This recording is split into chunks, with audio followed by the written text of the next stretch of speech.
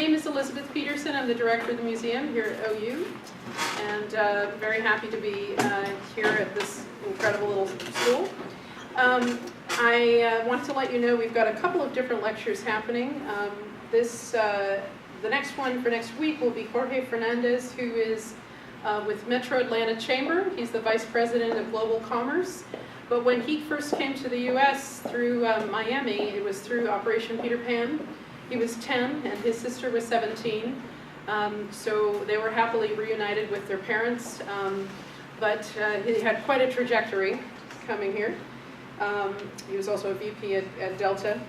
On the 29th of October, we've got Gail Gelbert, who's an expert in Cuban art and also art of Japan, and a good friend of mine. She's going to be talking about irony in Cuban art, and her talk is Snowplows in Havana, so aptly named.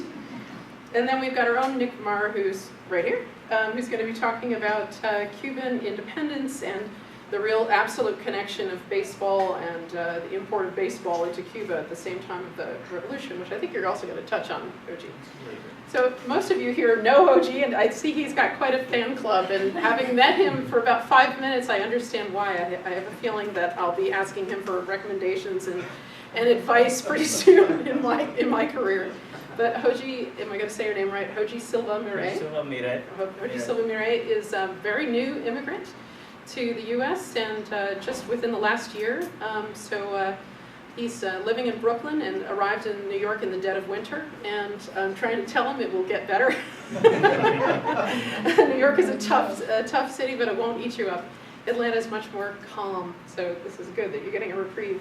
But Hoji is a freelance consultant in tourism, and he's going to talk to you both about that, but also about baseball and many other issues. Yes. All right, so Hoji, thank you very much for coming here. Good evening, everyone. Thank you all for coming. President Shaw. My name is Hoji Silva. I was a tour guide before coming to the United States a year ago. I worked for 5 years for one of the state-owned tour companies of Cuba called San Cristobal. Like other tour companies, we deal with American tourism that arrives to the country after getting a people-to-people license and being able to go to Cuba legally after Obama's allowing Americans to go on that basis to the island. So I was working for 5 years with American people before coming here, hence my knowledge of the American culture and the fluency in the language. Graduated from the School of Foreign Language and decided to become one of many immigrants that decide to start from zero outside of Cuba and find a better professional life. I have selected today the issue of baseball as a bridge for reconciliation, or the attempts that have existed between Cuba and the U.S. to get to some sort of understanding in the area of baseball. Many of these attempts were disregarded by the Cuban government, except for the 1999's exhibition game of the Orioles in Cuba and in the U.S. After this, more and more steps have been taken, and let's hope that baseball can be one medium to get to some sort of understanding. Baseball has always been an interesting part of the Cuban culture. It is part of our idiosyncrasy, our customs. We consider it the national passion, the pastime. We're born since we're little playing stickball, so we all know it. It was introduced in Cuba, presumably in the 19th century, late 19th century, and it constitutes the most apparent legacy that connects both Cuban and American people. Before 1959, there were many professional leagues that were conformed, that constituted the talent pool for professional players in the United States. These leagues, these baseball teams were Havana, Almendares, Mayanao. These were the most prominent, these three. And then we have these others that were to be providing the talent for the Havana Sugar Kings and Havana Cubans that were professional baseball teams who played here and who also played in Cuba. With the revolution in 1959 and the uprising led by Fidel Castro, baseball was professionally banned from Cuba, and Cuban players were not allowed to sign professional, contracts to play professionally in Cuba. Havana Sugar Kings franchise left Cuba along with this decision, and also along with the decision of the embargo, or the imposing embargo to the island in 1962. But what happened to all of these players? The baseball players that decided to stay with the revolution, they put their fate in the hands of the revolution and decided to play amateur. Some others decided to leave Cuba and continue to play professionally in the United States. But those who stay in Cuba, they perceived a demoting in their salary, because they would not be paid as professional athletes here. So they stopped being used as a exploitable commodity, and then they started playing for values such as nationalism, pride, and the moral values that characterize the Cuban Revolution. The revolutionary government believed that sport could be deprofessionalized and positioned as a collective good rather than a consumed commodity. And then for this purpose, a body was created in 1961 called INDER, which is nothing but Institute for Sports Education and Physical Activities. INDER was going to be the ministry that was going to train, create schools for athletes, pay for these athletes equipment, and then create the basis for the national team in each sport. Baseball and boxing got the biggest attention, and it really paid off, because in 35 years, Cuba got the top places, reached the top places in many competitions, including Pan American Games, Central American Games, World Cups, Olympics, and the World Baseball Classic. Also, from early ages, there will be vocational schools for different athletes, for which the government would pay, and then at the same time, it would request from these athletes to be part of the amateur competitions and not leave. The athletes in this time did not have any incentive, so no salary, like handsome salary, would be paid to these athletes, and this was only perceived as a problem with the collapse of the Soviet Union in the 1990s and the Great Depression of this, or the special period as it is called, through which Cuba had to go after. There were many attempts, though, on the United States side to get to some sort of understanding with the Cuban government, and this took place in the 70s. We had many exhibition games that were organized by President Gomez, who was the Havana Sugar Kings manager, who then became the San Diego Padres' manager, who wanted to conduct exhibition games in the 70s, but they were rejected by the State Department, given the participation of Cuba in the African Liberation Wars at that time.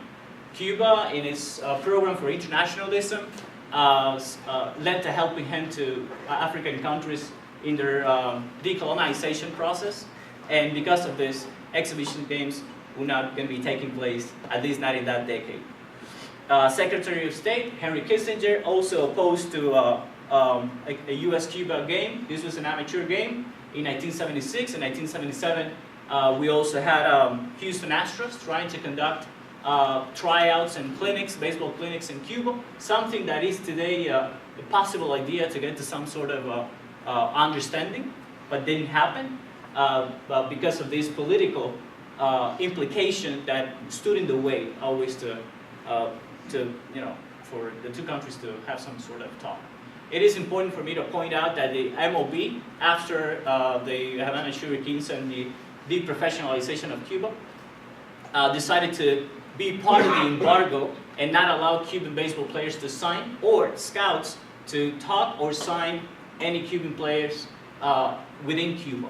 Okay, this will come to change in the 90s with with a change in the Kuhn directive, which is the first attempts to, well, the so-called baseball diplomacy, which was proposed by former MLB Commissioner Bowie Kuhn in 1977.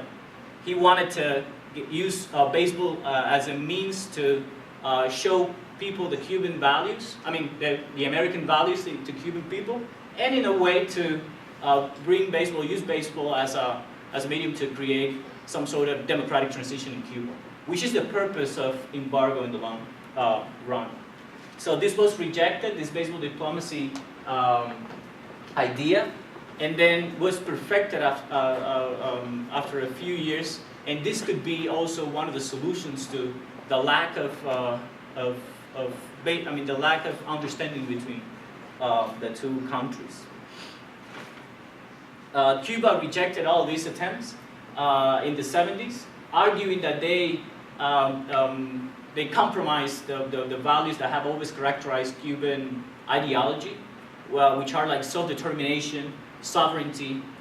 Basically, baseball diplomacy involves that a group of the MLB Commission will go to Cuba, check the baseball stadiums, the structure of the Cuban Baseball League, which is made up by 16 teams that represent their provinces, and then these teams will be then, the leaders of this team will be then part of the national baseball team.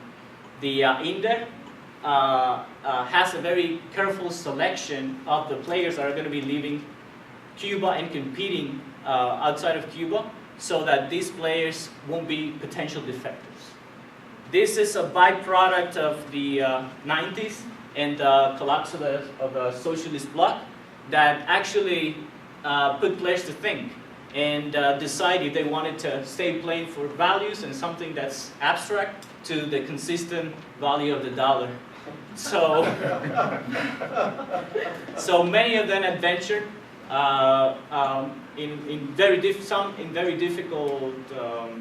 through difficult hardships. Like 90s were characterized by the rafters and the boat crisis. Both borders were open at some time. Clinton and Castro decided to open up the borders, and whomever got to the United States would get residency, and this was also known as the dry for wet food law. And many Cubans adventured themselves to get some status here and be able to send money to their relatives in Cuba.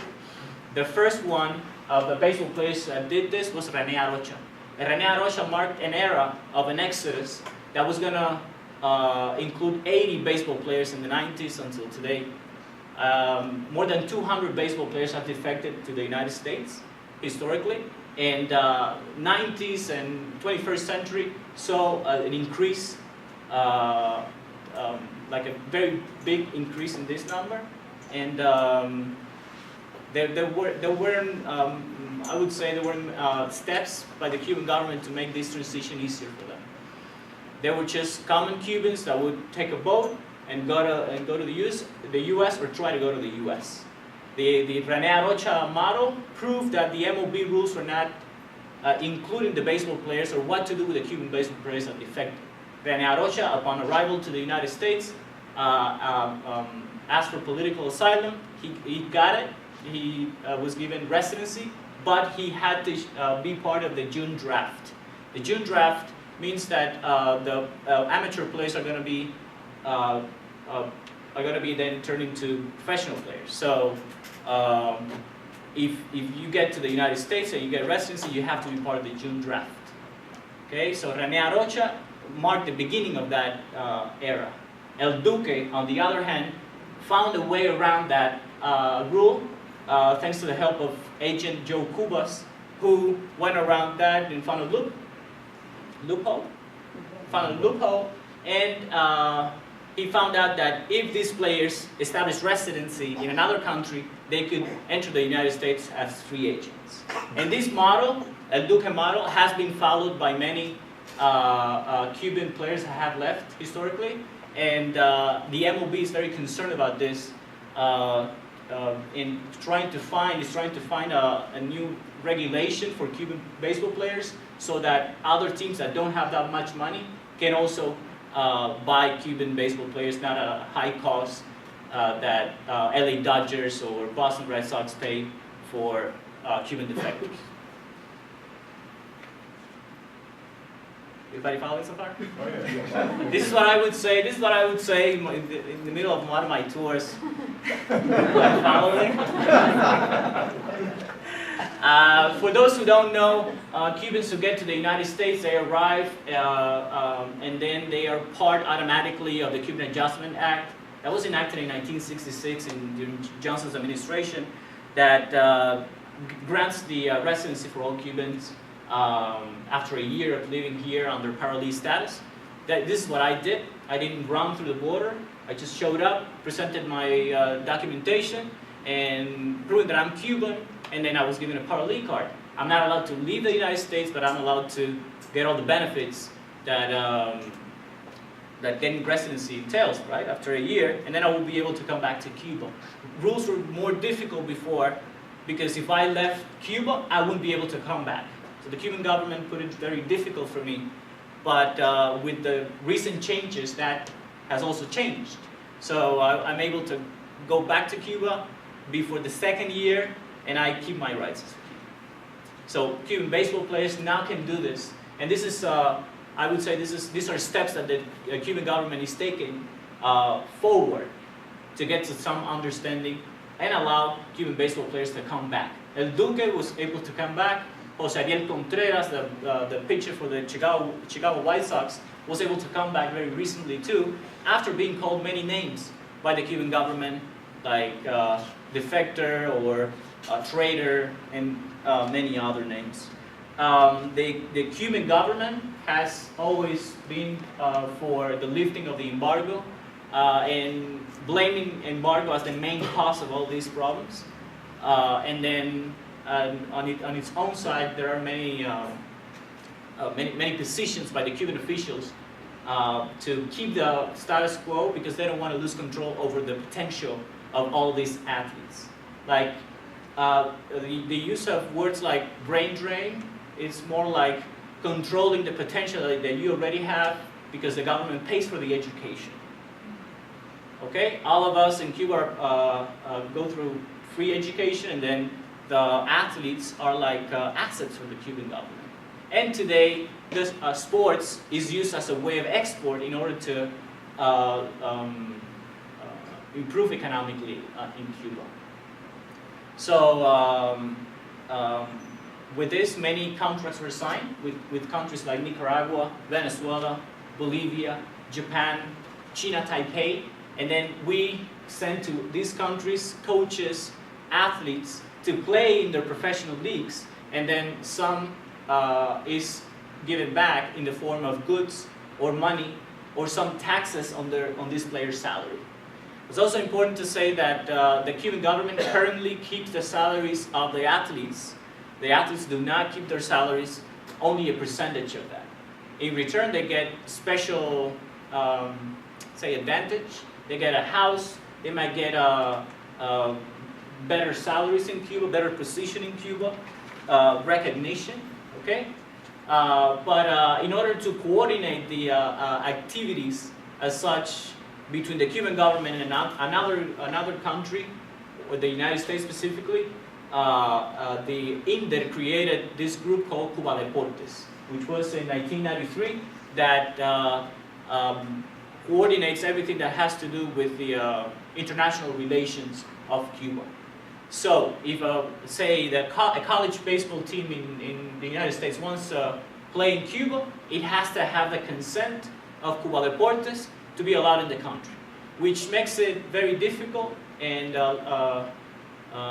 like a lot of hurdles to, to be crossed before a baseball team gets to Cuba. The same happens with tourism. If you want to bring a group of Americans to Cuba, they have to be licensed, they have to be legal, and they have to have the consent of the government. Cuba Deportes has negotiated contracts and managed import-export aspects of sport-related businesses for INDER, which is the institution, and its purpose is to turn Cuba's prolific sports program into profit-making enterprises within the global market. We have tried to establish a plan for sports-based communities and bring it out to the higher levels for those marginalized countries. The same way we do in biotech. We produce a lot of vaccines that we sell to countries that don't have, the marginalized countries that don't have the money to pay for the same vaccine. We give it to them for a lesser price. We do the same with athletes, because we have a vast amount of, number of coaches and players that need a job. Otherwise, they just leave the country. Okay. In the tourism area, there isn't much exchange, so to say, but there are some agencies that have been able to deal with all the tourists that get to Cuba every year. The amount of tourists has tripled ever since American tourists. I'm talking has tripled ever since Obama took office. And these are the authorized. San Cristobal Travel Agency. This is the one I work for. Havana Tour and Amis Tour. All of these agencies, they have to have the general specific licensing to go to Cuba, and this license will be issued by OFAC, which is part of the Treasury Department that regulates everything that has to do with Cuban-related transactions. Cuba Deportes also operates its own travel agency, but sometimes it has to use these companies as means to be able to bring a group over, or to bring baseball players to Florida to play. This has facilitated the interaction between Cuban and American people and Cuban-American baseball players. But more is to come. More attempts are to come, because both sides are trying now. Many people in Cuba are already trying to come and play here, and the government here is okay with that. We want the government there to be okay with that too. Although infrastructure has not been created yet to have all of these American people, American baseball players that would like to play, not to mention the quality, the state of the stadiums, and the lack of equipment, bats, gloves, that even the Vice President of the Baseball Federation, which is Antonio Castro, Fidel Castro's son, he argues that we need all these equipment, we need all the help that we can get. And in order to get this, more facilitation should be provided. So I think that the solutions for this problem would be better, like a modification in the regulations of the MLB so far. The MLB's immigration laws concerning Cuba should include Cuban baseball players, because they cannot get the usual visas that athletes get, which are the O and P visas. So this should be changed too. Next slide. This is what I meant, and then sports for development should be used in a better way in Cuba, and not using baseball players as assets, but giving them some taxation, allowing them to play without them immigrating in the long run. Baseball diplomacy advocates for baseball players to finally immigrate to Cuba, using Cuba as a talent pool, like the series there, but the Cuban government objects to this, arguing that they should respect the Cuban calendar, so of games. So there should be some sort of understanding there, leaving room for Cuban baseball players to play in both leagues, and Cuba could get some reward too. Baseball diplomacy also proposed that there should be like a Cuban fund for baseball, so baseball players will get their salaries, and teams will be taxed for acquiring these baseball players, and that money would go to the Cuban baseball fund, so that the baseball in Cuba would improve. So I would say that my own concluding thoughts are that there should be a maintenance of the quality of elite sport in Cuba, and broader commitments of internationalism. I think that brain drain as a concept should be changed for international cooperation.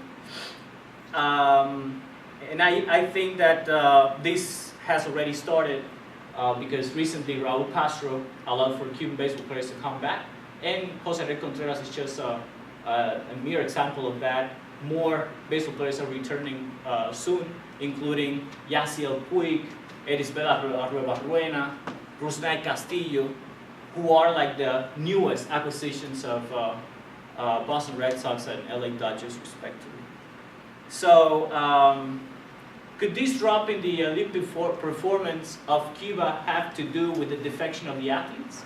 Because it is a reality that the performance of the Cuban baseball teams has decreased a lot.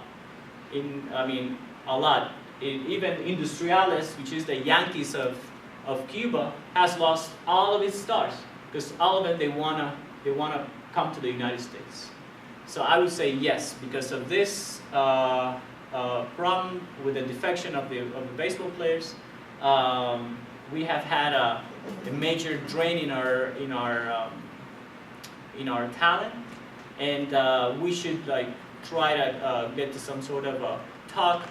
The MOB and the Cuban Baseball Federation should sit down and try to get to some understanding.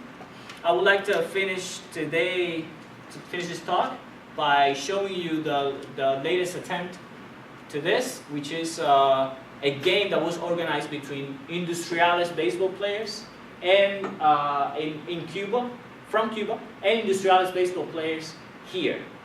So Industriales team is like the New York Yankees, right? Right? Yeah. Okay. The Atlanta Braves. Like the Atlanta Braves. So yeah, so Industriales is the New York Yankees of Cuba. We've lost a lot of talent. That talent that is in Florida today agreed to play with Industriales players. So there was it took place in Miami, and they're shooting a documentary. I met the director and the organizers of all this, and this was this year. So let's hope this is the first of many attempts that will result in some sort of understanding, and that's it. This is all. I will leave some time for the questions and answers if you have some. It's subtitled for.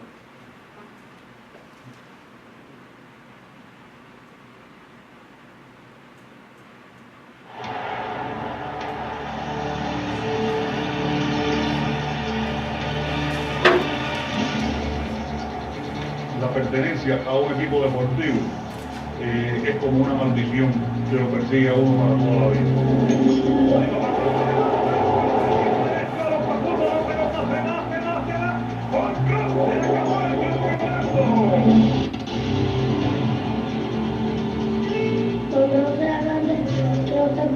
Yo era santiaguero, ahora yo soy industrialista. Porque era el mejor equipo que hay. En la televisión no se ha hablado. Por lo menos digo, sea por internet, esas cosas que sí. Bueno, pero los veteranos van a ir a jugar con ellos. No, quisiera ver el juego. Lo que no sé si lo van a poner. ¿Hay un evento de eso? Bueno, lo he leído en el periódico oficial, no se ha dicho nada. La celebración del 50 aniversario de Industriales en Miami, a lo mejor no estaba lista Cuba para enfrentar un reto como ese. Y tal vez no estaría listo Miami también para enfrentar algo así. No es siempre juego, lo que está en juego es una visión y una actitud que puede ayudar muchísimo y contribuir mucho a que se superen los extremismos, las posiciones de fuerza, los dogmas. Ese encuentro es una de las mejores maneras de propiciar un acercamiento entre las dos regiones. Me siento muy digna de representar al exilio. No estamos de acuerdo en que vengan ellos aquí. Estos oficialistas de Twitter estaban llevando los trofeos al tirano fuera de Miami.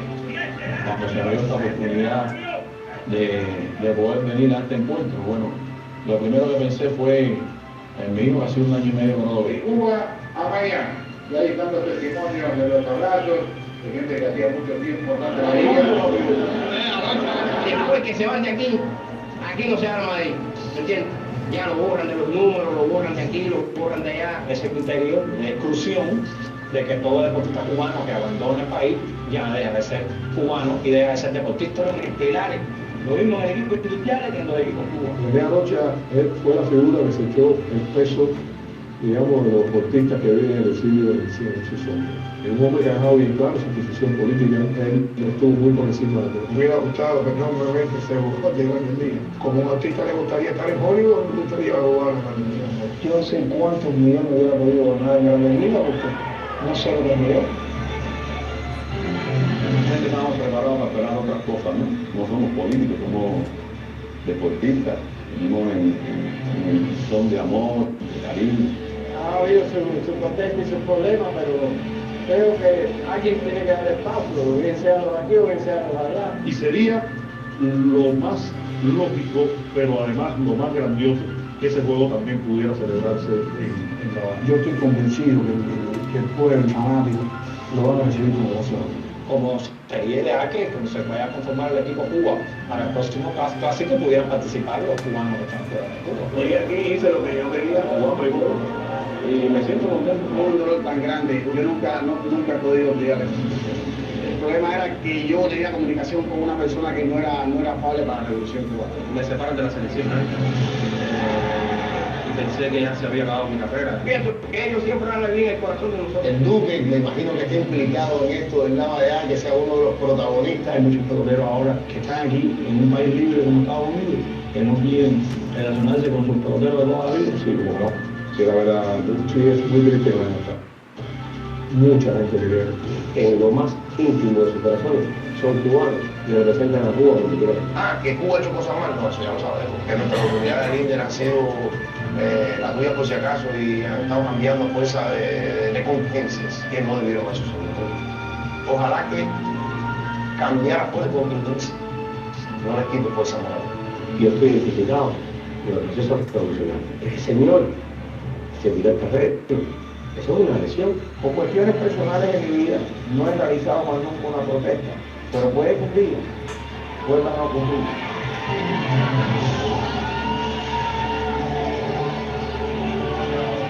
Es una saturación y aparte un acto de hermandad, porque esto se llama deporte, esto no se llama política. Este juego se lo vamos a dedicar a Alan Gross y a todos los presos políticos y a los que están luchando por la libertad de Cuba ahora mismo. Es una gran emoción encontrar los peloteros cubanos de allá con los de aquí, que somos cubanos. Y si muero, me gustaría que me enterraran en mi patria. Ahora hasta que la muerte nos separe, ellos son los míos. Industrialistas hasta el final.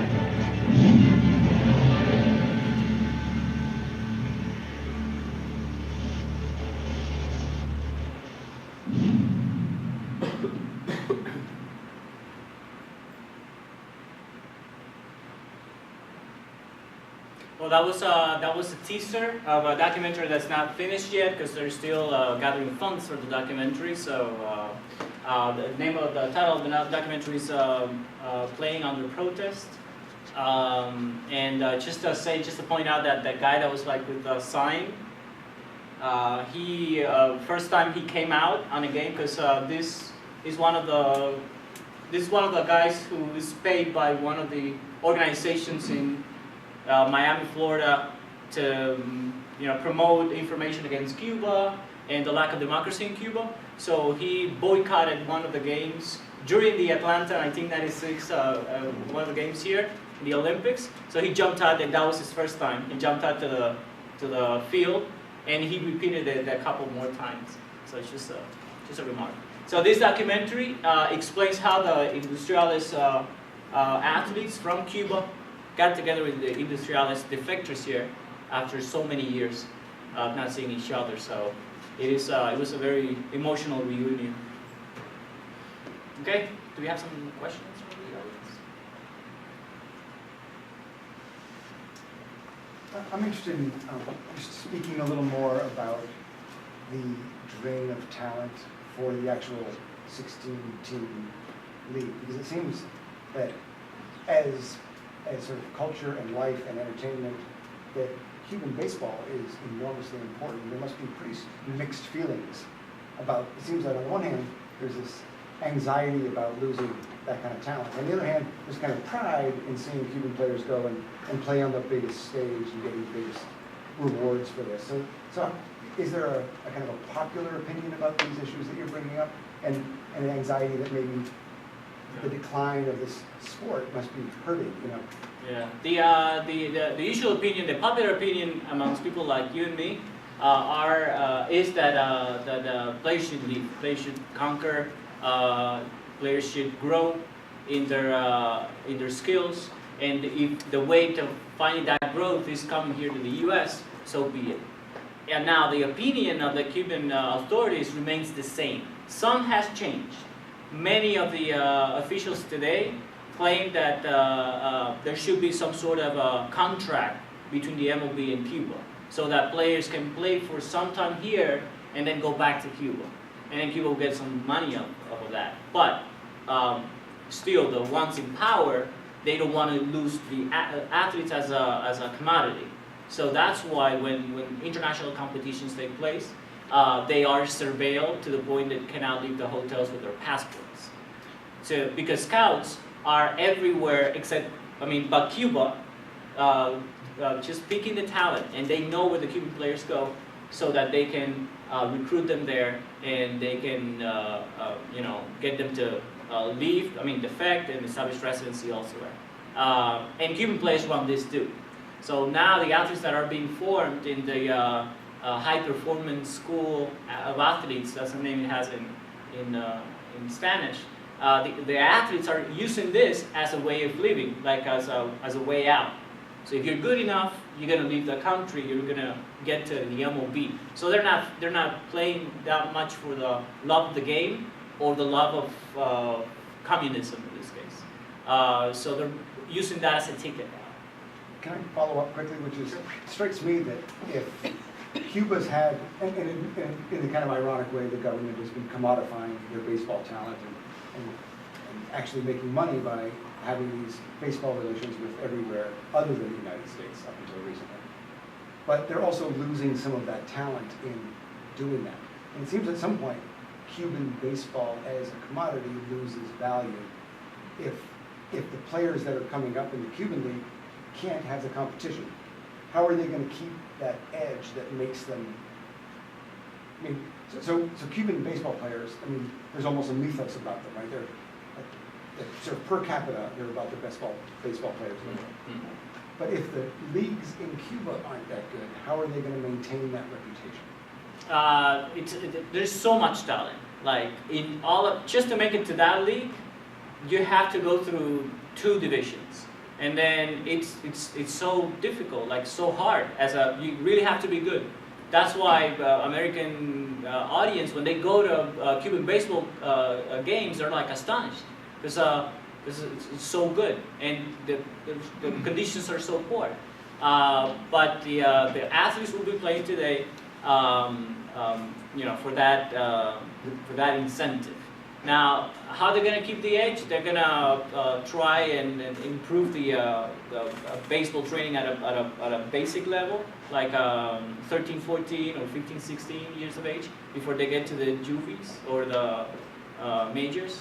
I would say that's one of the because that's one of the questions that the Federation of Baseball is always debating about.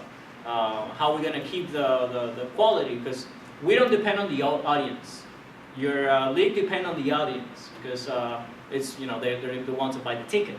But in Cuba, we don't get money from anywhere. So promote the exchange. Now we have many players that have signed contracts with professional leagues in Mexico, for example. So many are playing there, and that's bringing money to support the equipment and the schools, not even the stadiums, because baseball, arts, and education are all free and subsidized by the government. So I think go to the schools, to the first levels, and try to instill in a way that into the players, or because ideology doesn't exist anymore. There is an ideology that you can instill to people today after 50 years of the revolution. So Any other question? You talked to me a little bit earlier today about bringing young players from the U.S. into Cuba, and what are your ideas about that, and how do you think that could, change the exchange? And the other thing I was wondering about is Cuban government's eager to hold onto their assets of these players.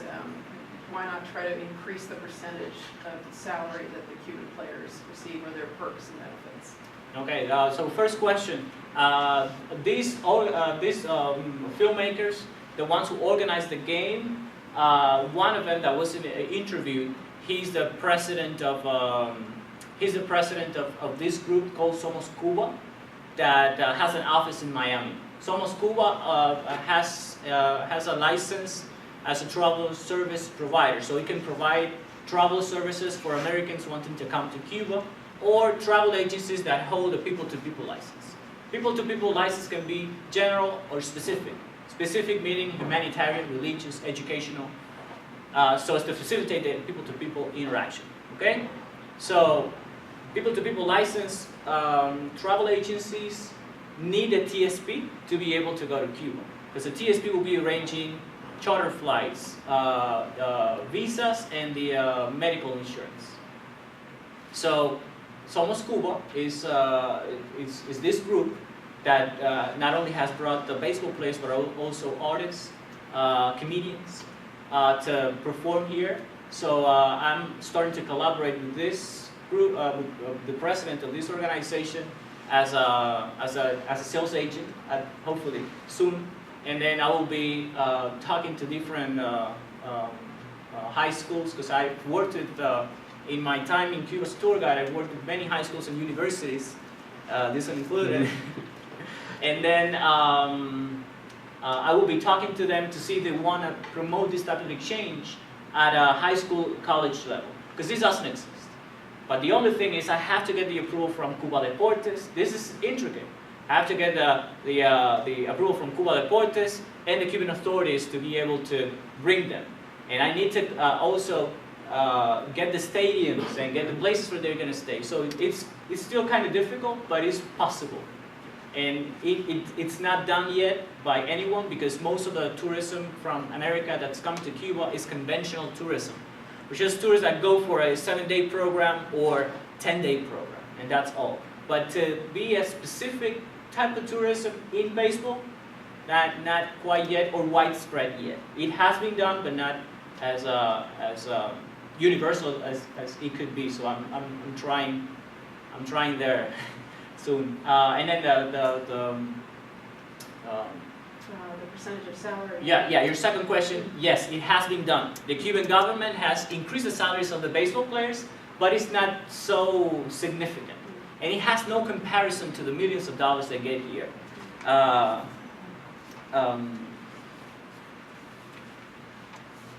have the figures here of of how much the baseball players are making.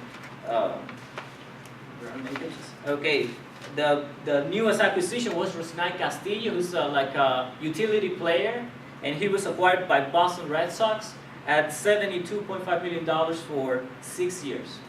So they increased the salaries, but they were making $10 a month in Cuba, or $20 a month in Cuba. They increased it to $150 a month. So they do make more money, maybe thousands of dollars in Cuban pesos, but they cannot use that money in Cuba. They also gave them perks, so to get them to stay, like a house, like a car, a house in a nice neighborhood in Havana.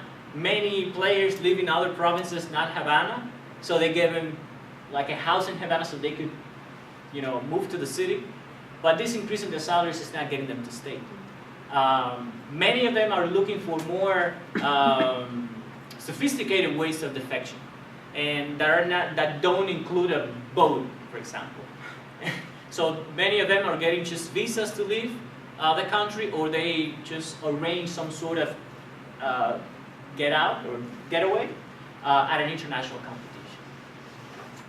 But yes, it has been done, but the government has no structure to pay the baseball players, because the Institute of Sports is it doesn't generate. It's hardly self-autonomous. So no, that's not going to happen. I mean, basal players will not be paid the same or enough for them to stay, or not to consider the U.S. as a step, an upper step. Now, when Castillo goes to the Boston Red Sox, Hoji Silva goes to New York and starts working, do they have to remit part of that money back to the Cuba? Cuba? No. Before it was illegal for them to send money to Cuba. So before they couldn't send any money.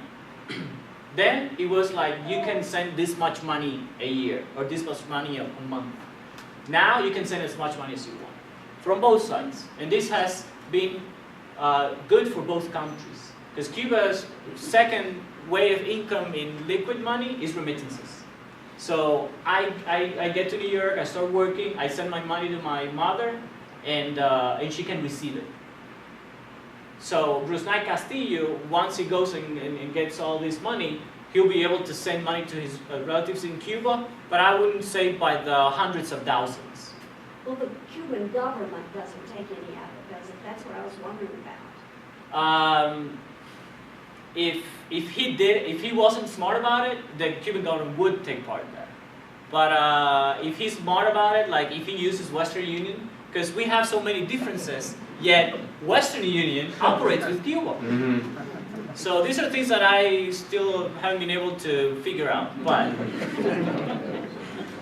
But if you use Western Union, then you can keep all the money. If you send it to someone else, the Cuban government finds out, he might be taking that money. But it isn't, I mean, today it isn't as difficult as it was back in the 80s, where there was no transaction allowed.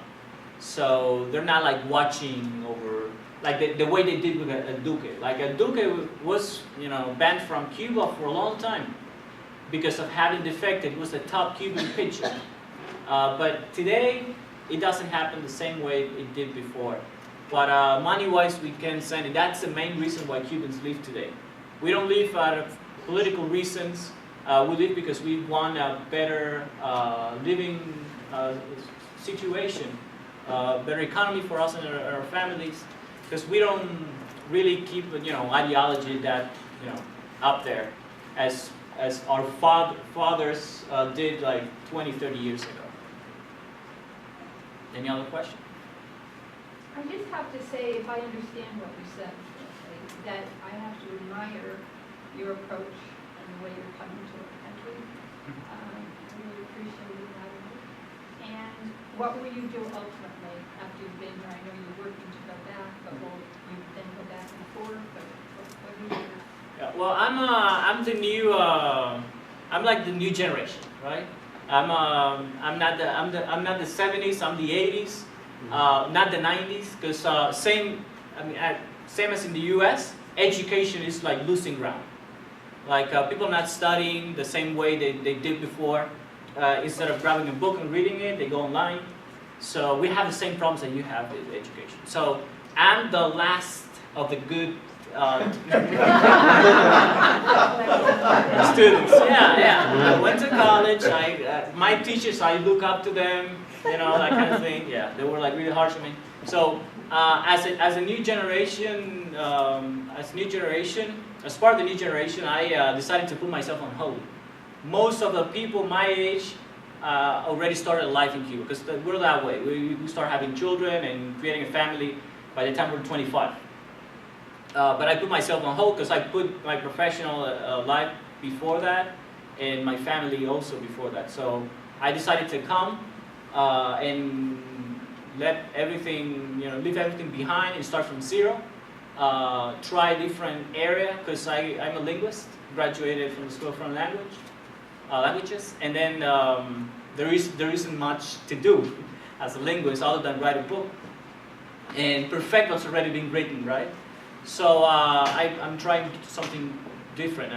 Ultimately, I will study, look for a master's here, and try a different area. I already did tourism, which I'm trying to keep, and language.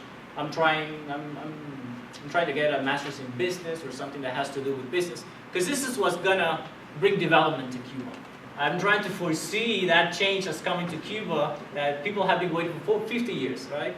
So I want to be one of the investors, one of the businessmen in the new Cuba, and for that I'm like paving my own way. Now I start in food and bev in Brooklyn, New York, but eventually I'll get my degree and be able to come back and invest money in Cuba and bring some different way of seeing life. Because Cubans still have a simple life, which is good.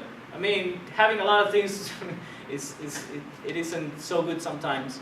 But they have the right to know better. Because we're smart people, we're trained people too, educated people. So they need to see the world as it is, because which is like actually a big shock for us. But when we come here. But Cuba's still isolated when it comes to information. Good thing tourism is bringing a different view to Cubans. We're starting to look fashion differently, music that were otherwise forbidden in the 60s and 70s. Okay, so all the Western world was like banned from Cuba. So I think the new generations will change that. Let's hope they don't change it too much. And we still get to see the Capitol building and not, McDonald's instead, or the Grand Theater in Central Park in Havana, as it is today in some restoration. But if you came to Cuba, you would see that some steps are being made to rejuvenate at least what looks decadent, because you see poverty everywhere you go. Any other question? It's interesting in hearing your thoughts on the embargo. You've been very respectful of our side of the situation, and I think it could be a win-win to achieve a lot of things that will be good for Cuba as well as the States by using. What are your thoughts of using baseball to try to change our stance on the embargo, which is kind of our saying it's the 300-pound gorilla in the room, because that's really what's driving this tough relationship and this policy that has never worked. And I'd be interested in hearing your thoughts on that. First there should be some sort of I agree, all should be left behind. Like all that happened in 40, 50 years should be left behind. Even the whole ideological structure of the system today in Cuba is not communist, and I wouldn't label it as communist. So it's like an old concept. Someone should like step up and say, okay, we want to keep our socialist achievements, what we have attained so far, and then change some things in the economy. A decentralization of the Cuban economy is a must. You have to divide things up to be able to create some sort of development. The embargo goes back to the 19th century, as Cuba was one of the possessions of the United States, and blah blah blah. But that's history. I mean, Cuba as a sovereign state should be considered as such, and Cuban authorities are too concerned about that sovereignty. They don't want other people from other countries coming to check it out. No, they want to keep things as they are. They should loosen up a little bit more. And in order to create an economy that grows and is not depending on others, we need to let things go a little and allow investors to come. There is some trade. There has been some trade in the past decade, but it should increase more. I think there should be a wide opening of both economies. There should be some talk, so that at least in the economic area, we could have some sort of understanding. We have the economy like we have like trade fairs, international trade fairs in Havana every year, and more American companies sign up for that sort of a change, which has a lot to do with the people-to-people and bring food to Cuba, the medicines. It's so political, but it's some sort of a, it's so political related, but it's some help and it's a step forward, but nothing gradual. If you change Cuba gradually, it'll happen like it happened in the Soviet Union. They're going to be, you know, the people in power are going to be the richest guys in the country, and there's going to be a huge gap. People are going to get like poor overnight, or sell their houses for a bottle of rum. So there should be some gradual change, and both countries should get to some agreement. But it should come more on the Cuban side. Cuba is the one that's being like strict to their mentality throughout all these decades. I mean, I'm not. This is my mind, right? I'm not like pro-right or pro-left, but I've seen how it's developing. I was born in 1981, and we received the help of Soviet Union back then. And you went to the supply store and you got all the products. Every Cuban would be entitled to, you know, and then all that came apart, and then you have to change with time. And the same shit happened with the policy with the two countries. Because on the Cuban side, when you're in Cuba, you have some sort of a shortage, then let's blame it on the embargo. Let's not try to find a solution. Why don't we find a solution to the problem? And stop blaming it on the embargo. So more different channels should be found by the Cuban authorities in order to, you know, because we don't have natural resources, we always have to depend on the imports. We only have tourism. So why being so close we cannot expand that? Why can we accept American money to build up hotels without having, you know, the big corporate invading our Riviera or something like that, right? So I think we should, so we're just about 8 o'clock, continue to talk. This is obviously incredibly interesting, and I think I'm sure I speak on behalf of everyone here saying that I'm glad you're an ambassador for both of our countries, and you give us great insight and great hope. But let's continue the conversation and have some hors d'oeuvres. Thank you to the trustees who are here, both of the museum and the wider university. And thanks too to the Rubin family for permitting this entire exhibit to happen in the lecture series. Thank you, Hoji. Thank you, guys. You're fabulous.